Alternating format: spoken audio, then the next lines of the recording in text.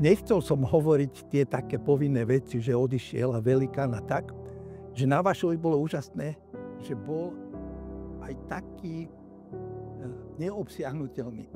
A čo to je ako s reklamou na prací prášok? Proste muža sa to nedotkne, to ide takto okolo mňa, že či vizír, alebo hen taký, alebo čo.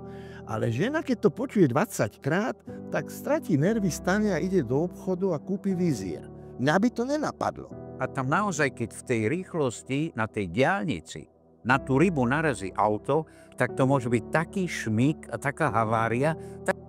Ale Želka, veď ja len pohovoriť som si prišiel. Nejeduj sa. No. Ježi, baba jedna.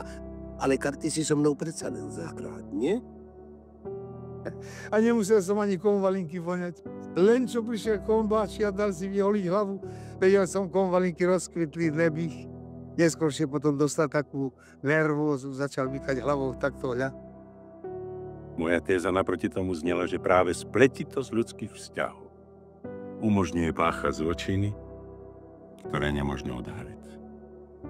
Milý tvoj pokoj, hájček zelený, každá halúska s mocami divnými. Keď šumie prebúdza dumania, ktoré zahasli s časami dávnymi. Vítať úsvit v neznámych mestách.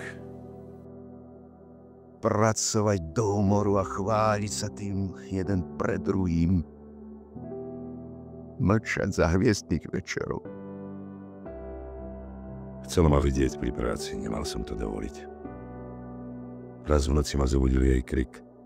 Snívalo sa jej, že na tom stole to bola ona.